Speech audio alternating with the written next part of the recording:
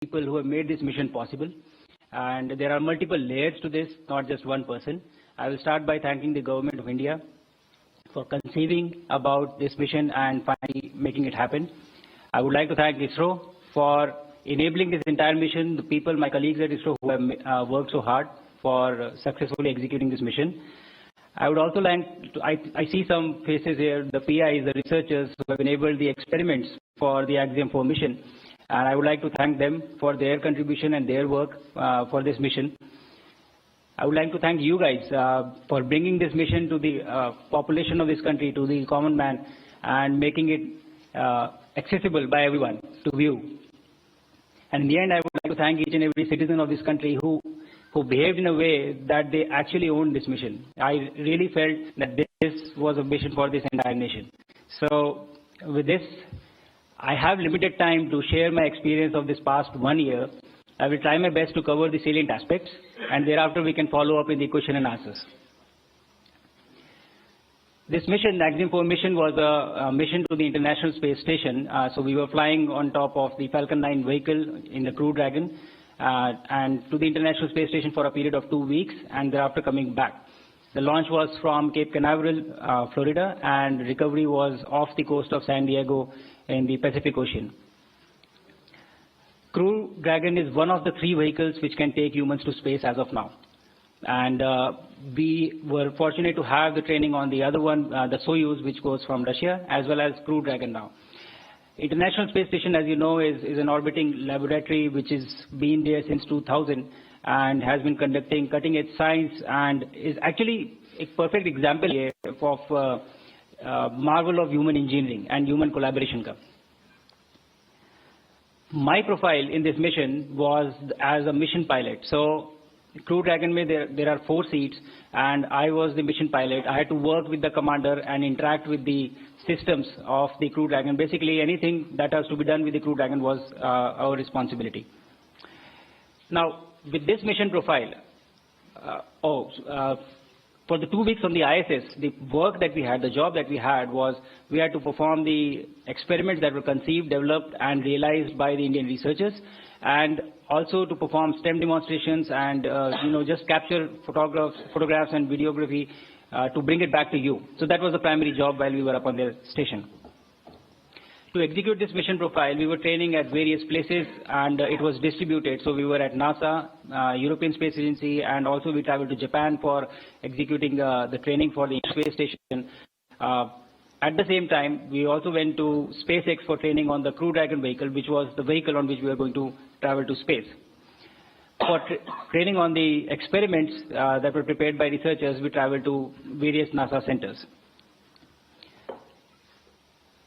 The benefit of executing a human spaceflight mission end-to-end is more than the training, actually.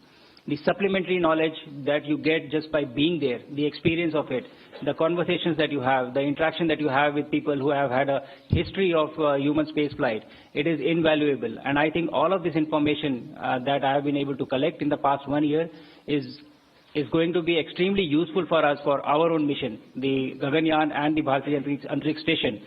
And very soon we shall see somebody traveling up in our capsule from our rocket, from our soil.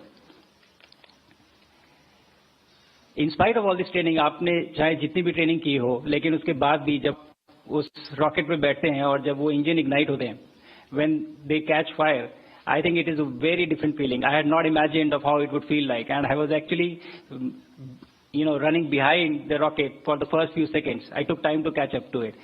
From that point of time till the time we splashed down, the experience has been unbelievable. It has been so exciting and so amazing that I really have been struggling to find words of how do I convey it to you so that you live that through my words. Probably I'll take some more time. But the training prepares you very well for the mission, but the experience is very different from what you learn on ground. On orbit, when we reached, and you would have seen that the body undergoes a lot of changes. There are different things that happen to you. जब प्रधानमंत्री जी के साथ मेरा interaction हो रहा था, तो आप लोगों ने देखा होगा कि मेरा सर इस समय प्रॉब्लम इस साइज से दुगना था. It was double this size. And so बहुत सारे changes होते हैं बॉडी में. You don't feel good for the 2 to 4 days, but you still are working and you are interacting with the systems and doing a lot of work. But उसके बाद 3 से 4 दिन में ही आपकी बॉडी यूज टू हो जाती है, उसको अच्छा लगने लगता है, and you start performing well and you start feeling okay and everything becomes all right. And then when you have spent 20 days, अब जब रह चुके हैं वहां पे 20 दिन के बाद, when you come back, then again the body forgets of how it is to live in gravity. And so it again has to readjust and rewire to understand of what it takes to just walk or just hold things or just do things. I narrated this incident in one of the interviews, I think before, that I was sitting on my bed and I was holding my laptop, and the habit was so ingrained in me that I held my laptop and I left it, hoping that it will float. But unfortunately, we have gravity here, so it just fell down, and thankfully nothing happened because of the carpet. But that is the kind of rewiring your brain has to undergo, when you come back, when you go up or when you come back. I feel that this mission has been extremely successful in terms of a lot of things. We have been able to achieve all our technical objectives. The the objectives that we had laid down because of the effort of a lot of people. But there are a few takeaways from this mission that I would like to just talk about before I close out.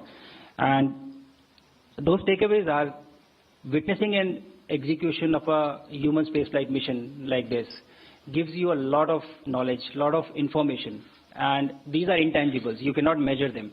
You cannot just put everything on paper and write it down. The experience goes much beyond and much deeper than what you are documenting or putting in books.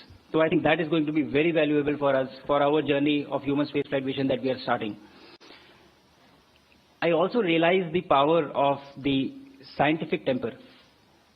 The excitement that I saw in kids, the excitement that I saw in people that was there. I had 3 interactions from orbit with the kids. One was the live event, and then there were 2 ham radio interactions. And in each one of these interactions, there was at least one kid who asked, how do I become an astronaut? And I think that was the biggest win for me from this mission, that kids here are already thinking that they want to become an astronaut. And the good thing is that we are ready, ISRO is ready, India is ready with the rockets, with the launchers, that we have the capability now that we can make this dream a reality very soon.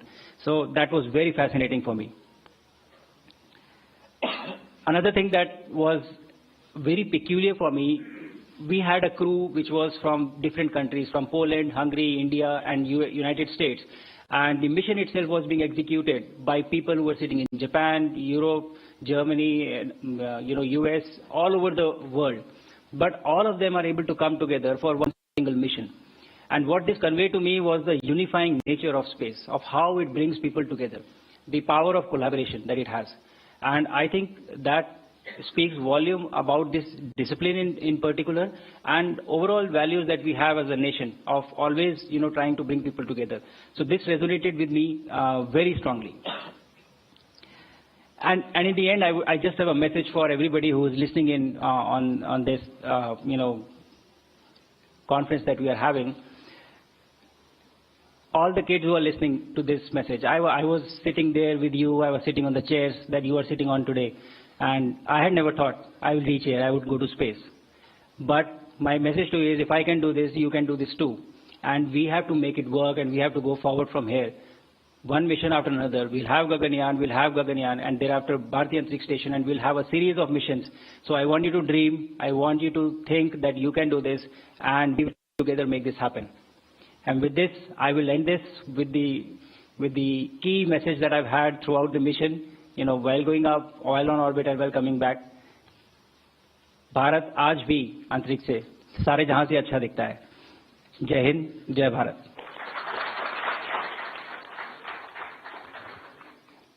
बहुत बहुत धन्यवाद Group Captain Shubhanshu Shukla for this inspiring thought and speech. Now I request Honorable Minister Dr. Jiten Singh ji to address the media. Thank you, Mr. Oja, Chairman Narayanan, Group Captains Prashant, Shubhanshu, friends from the media. I know you would be waiting to have more of interaction with the 2 gentlemen sitting left and right of me, so I would not take long, and taking the risk of being repetitive, just to add 1 or 2 observations. to take off from what Narayana was saying about the recent missions and the upcoming missions, I think what might have struck you is that the Department of Space has been around for nearly 70 years. And officially, the ISRO was established in 1969. So I'm sure one day some of you, or some of the analysts might be asked, why all this had to happen only in the last few years? Why it couldn't have happened in the last 5-6 decades? And since all of us belong to the domain of science which teaches us not to speak without evidence, I think that's because in the last few years we have started following the strategies which are followed by the rest of the world. Now our benchmarks are global benchmarks, our strategies are global, and the parameters that we are seeking to live up to global. And therefore, and this entire story began somewhere in 2018. For the first time, I think Dr. Kiran Kumar was the chairman, and he said to me that now we are ready to actually prepare a human being going up to the space. So I said, let's verify whether we can actually do that. So he got back to me after a few days. Yes, we are very sure. And it's time now also to announce to the countrymen. And then the Independence Day was going to happen a few months, a few weeks later. So all of us decided and promised each other to maintain a guarded religious silence so that we could have the announcement done by the Prime Minister of India from the ramparts of Red Fort, because you know what it means when the Prime Minister himself announces. And I think that was the first momentous occasion for each one of us associated with ISRO when we heard the Prime Minister on the Independence Day of 2018 declaring to the nation that we are now ready to send an Indian into the space. And thereafter this entire process started. We had the potential astronauts, just Narayana was talking about. They started their training. Then suddenly the imponderables happened. The COVID struck us. They were there in Moscow that time. The Gregory Institute that got get back, the lockdown. So everything got delayed. Actually, we had very ambitiously planned it to have this first human mission coinciding with the 75th year of India's independence. But then since everything went haywire, so it could not materialize. And then, of course, when the training was almost complete, the Indian module, the Russian module, then this happened. The suggestion that we could have an Indian astronaut, and that happened when Prime Minister Modi was on a visit to DC and was having parleys with President Biden. And the first thing I told the then chairman, I said, look here, now you don't take it just on his face value, recognition of the Indian talent. Now we are being solicited because they know the value of our contribution. So our collaboration has now reached an equal level. So we are collaborating at an equal platform. And then, of course, Prashant and Shubhanshu were there.